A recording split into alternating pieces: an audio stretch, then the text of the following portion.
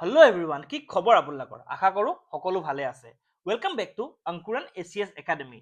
আজি 1 এপ্ৰিল হয়, নহয় জানো? আৰু আজিৰ পৰা আমাৰ এডিআৰই আৰু আছাম পুলিচৰ যোনটো বেটচ আছিল সেইটো ষ্টাৰ্ট হোৱাৰ কথা আছিল, আৰু অলৰেডি সেই ক্লাছটো মানে সেই বেটচটো ষ্টাৰ্ট হৈ গ'ল। আজি ফাৰ্ষ্ট ক্লাছ আছিল য'ত আমি অৰিয়েণ্টেশ্যন কৰিলোঁ।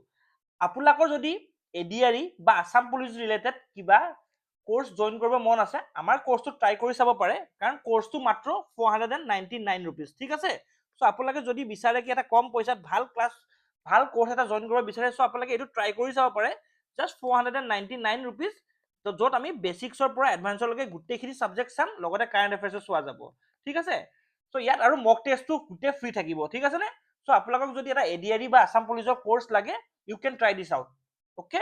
চ' আজি আমি এটা নতুন ক্লাছ লৈ আহিছো য'ত আমি আমাৰ এপিএছচি PYQ ডিছকাশ্যনৰ চিৰিজটো কণ্টিনিউ কৰিম। চ' আজিৰ কুৱেশ্যনটো হৈছে the earliest dated inscription of ancient Assam is option A Baraganga epigraph, option B Gastal copper plate, option C Nidhanpur copper plate, option D Kanai Borokhi inscription. ঠিক আছে? চাওক, আমি এই এনচাৰটো চোৱাৰ আগতে আমি এটা কাম কৰো, পোন প্ৰথমে আমি সোর্সেসনো কি হয় সেইটো চাই লওঁ।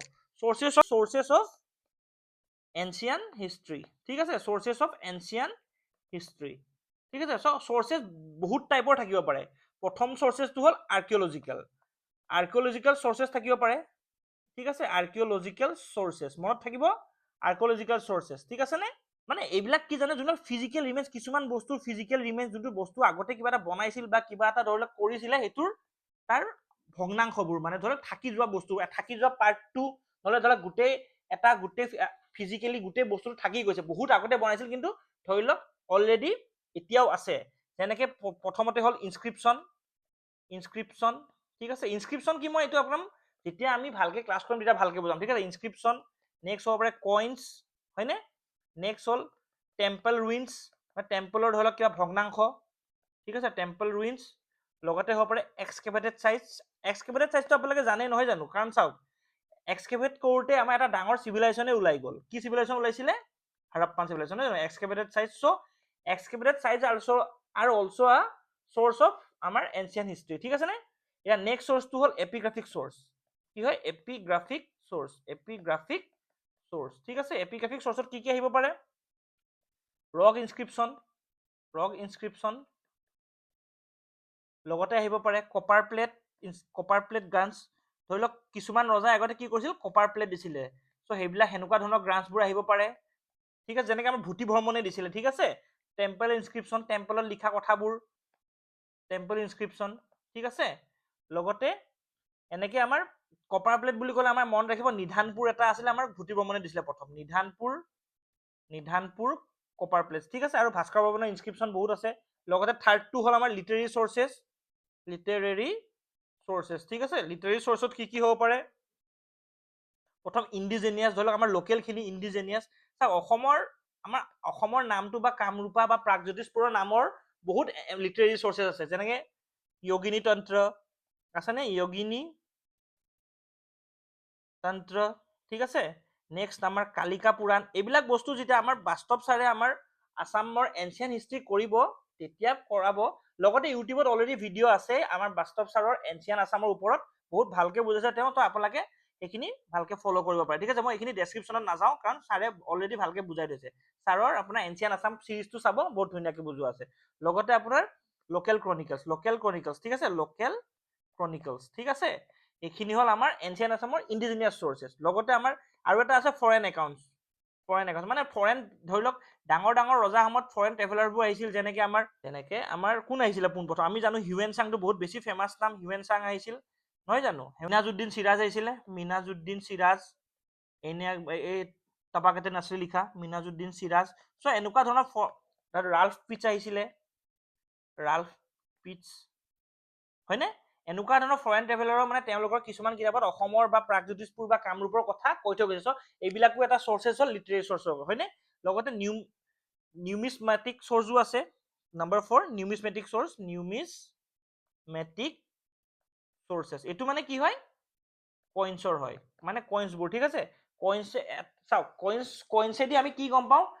সেই দেশখনৰ ইকনমিটো কেনেকুৱা আছিলে, মানে সেইটো সময়ত অসমৰ ইকনমি কেনেকুৱা আছিলে, কোন ধৰি লওক ওচৰ চুবুৰীয়া ৰাজ্যৰ লগত আমাৰ ট্ৰেড চলিছিলে চ' সেইবিলাকেও আমাৰ এনচিয়ান হিষ্ট্ৰীৰ কথা কোৱা যায় নহয় জানো বুজি পালে নে আপোনালোকে গোটেইখিনি লগতে ফৰেন একাউণ্ট ট্ৰেভেলাৰ ক'লো মই হিউমেন সায়েন্সৰ কথা লগতে অৰেল ফক্স এইটো বহুত ইম্পৰ্টেণ্ট অৰেল ট্ৰেডিশ্যনছ আৰু ফক্স অৰেল ট্ৰেডিশ্যনছ আৰু ফকলৰ্ছ বুজি পালে নে ফকলৰ্ছ ঠিক আছে ফকলৰ্ছ মানে কি পুৰণা ধৰি লওক ফক সংছবোৰ আমাৰ লগতে লিজেণ্ডছবোৰৰ কথা ৰামায়ণা চামায়ণা ধৰক ট্ৰেডিশ্যন বিহু এইবিলাকেও আমাৰ এনচিয়ান হিষ্ট্ৰীৰ কথা কয় বুজি পালে নে গোটেইখিনি কথা বুজি পালে মই এইখিনি কিয় কৈছো জানে আপোনাৰ আমাৰ এনচিয়ান হিষ্ট্ৰীৰ চৰ্চেছখিনি কাৰণ আজি আমাৰ কি ইনস্ক্ৰিপশ্যনৰ কথা আহিছে ঠিক আছে চ' ইনস্ক্ৰিপশ্যন কি হয় আপোনালোকে বুজি পালে নে ইনস্ক্ৰিপশ্যন বস্তু মানে কি হয় চাওক ইনস্ক্ৰিপশ্যন মানে কি জানেনে ইনস্ক্ৰিপশ্যন মানে হ'ল ৰাইটিং এনগ্ৰেভড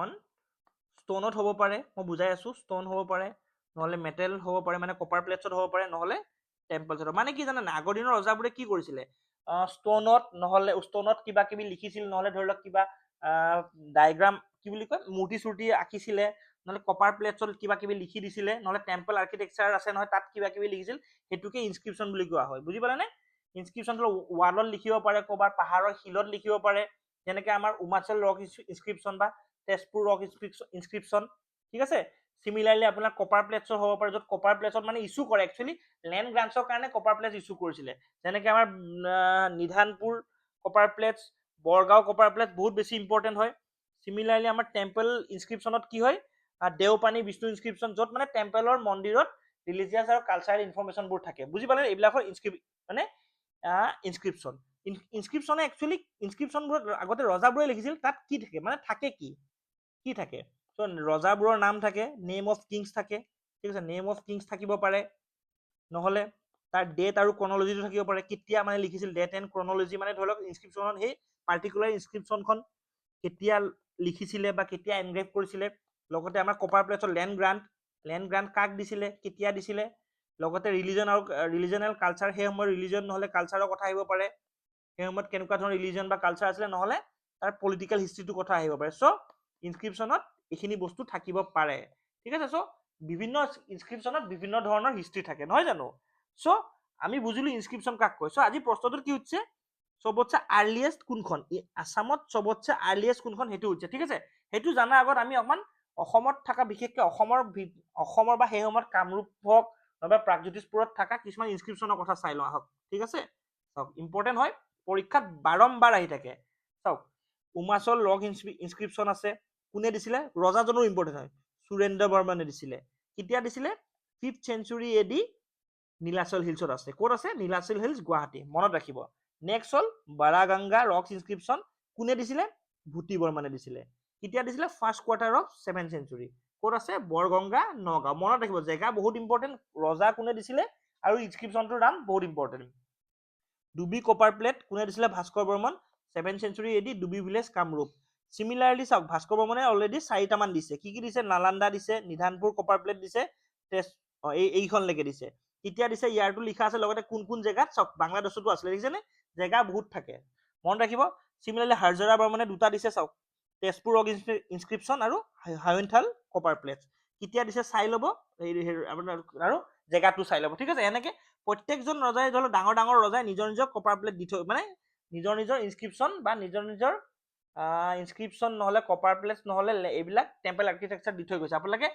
কোনজন ৰজাই কোনটো দিছে কেতিয়া দিছে কোন জেগাত দিছে আৰু কোনখন দিছে ভালকে চাই ল'ব ঠিক আছে চ' আজিৰ কেইটা চাওক মই গোটেই এটা 27টাৰ এটা লিষ্ট দি দিছো আপোনালোকে ভালকে চাই ল'ব ঠিক আছে চ' আমি আজিৰ লিষ্টখন চাওঁ আজিৰ লিষ্টখনত কোনটো আছে বাৰাগংগা আছে গস্তল আছে নিধানপুৰ আছে কানাই বৰশী আছে ঠিক আছে চাওক মই চাই দিছো বৰাগংগা তাৰপিছত গস্তল নিধানপুৰ কানাই বৰশী চাওক মই PDF ফৰ্মেট কি আছে বাৰাগংগা ক'ৰ পৰা কেতিয়া আছে বাৰাগংগা আছে first quarter of 7th century চ' বাৰাগংগা আমি লিখি লওঁ বাৰাগংগা কেতিয়া আছে 7th century বুলিয়ে ধৰিলো 7th century ঠিক আছে 7th century বাৰাগংগা গস্তল কেতিয়া আছিলে গস্তলটো চাই দিওঁ আমি গস্তল কপাৰ প্লেট আছিলে গস্তলটো হয় আমাৰ গস্তল কপাৰ প্লেট গ্ৰান্ট 1080 AD মনত ৰাখিব 1080 AD ঠিক আছে এতিয়া 1080 AD ঠিক আছে নিধানপুৰটো কেতিয়া দিছিলে চাই লওঁ নিধানপুৰটো চাই লওঁ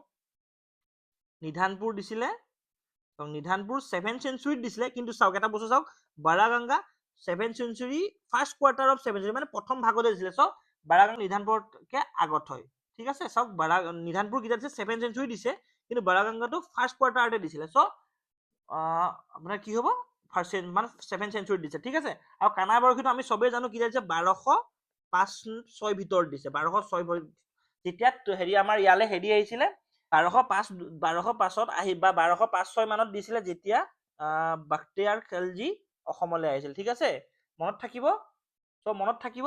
চ' চবতছে এইখন দিয়াৰ ভিতৰত চবতছে আৰ্লিয়েষ্ট কি, বাৰাগংগা। মনত ৰাখিব, চবতছে আৰ্লিয়েষ্ট বাৰাগংগা। এনে কিন্তু অসমৰ প্ৰেক্ষাপটত চাব, চবতছে অল্ডেষ্ট কিন্তু আমাৰ সুৰেন্দ্ৰ বৰ্মনে দিয়া 5th century Umachal rock inscription, ঠিক আছে। উমাচল ৰক ইনস্ক্ৰিপশ্যন, ঠিক আছে। মনত থাকিব নে আপোনালোকৰ? চ' এই প্ৰশ্নটোৰ মতে চবতছে অল্ডেষ্ট কি, বাৰাগংগা ৰক ইনস্ক্ৰিপশ্যন, ঠিক আছে।